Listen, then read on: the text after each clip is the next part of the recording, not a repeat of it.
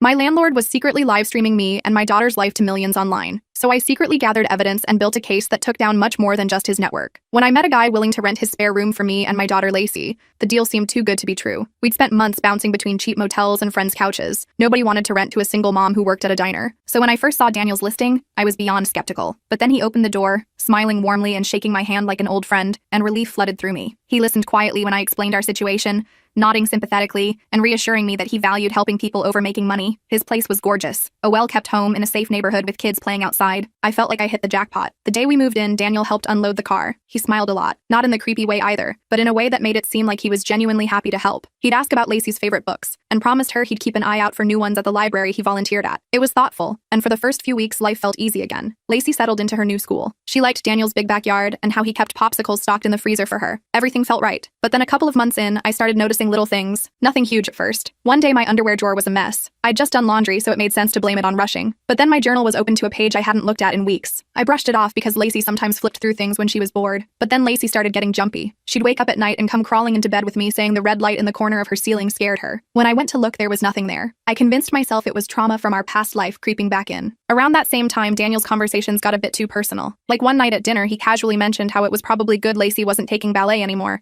because she didn't seem to enjoy it. It would have been thoughtful if it weren't for the fact that this was a private conversation I'd had with her the night before when she'd whispered it to me. When I looked at him funny, he just laughed it off, saying he'd probably overheard through the walls because they were so thin. But they weren't thin at all. The unease only grew when the electric bill suddenly doubled. Daniel blamed it on faulty wiring, but something about the way he said it felt rehearsed, too smooth. At night, when everything was quiet, I'd sometimes hear this faint buzzing sound coming from somewhere in the walls. Daniel always dismissed it when I asked about it, but it didn't feel right. Then my anxiety got worse. I started staying up late scrolling through Reddit threads about surveillance paranoia. People wrote about hidden cameras in Airbnbs and apartments. It seemed impossible that something like that could happen to me. Daniel seemed so normal, but every night lying in bed I felt watched, like there was a pair of eyes in every shadow. Then one night after my shift, my coworker Andrea came up laughing. She nudged me and said, "Hey Tess, did you know you have a twin online? This chick on some creepy live stream site looks exactly like you." I laughed it off at first, but I couldn't stop thinking about it on the drive home. My stomach tightened when I walked through the door. Daniel greeted me from the couch as usual, but the whole time he was smiling, my skin crawled. That night, Daniel went to bed early, leaving his laptop open on the kitchen table. I knew it was wrong, but I couldn't shake Andrea's words. My hands shook when I opened the screen. His browser was still open. It had this dark-themed site up with a bunch of thumbnails of different rooms. I clicked one labeled guest bedroom. My heart stopped. I was looking at an online live stream of our bedroom. Lacey's stuffed bunny on the bed. My clothes piled on a chair. It was happening in real time. I clicked another one labeled bathroom. My stomach dropped seeing my face from earlier that morning getting ready for work. There was another labeled Lacey's room. It showed my daughter sleeping soundly, the red glow of a hidden camera faintly visible in the corner. Below the videos were chat rooms filled with disgusting comments, anonymous users calling out private details about my life. There were even subscription options promising exclusive footage. I couldn't breathe.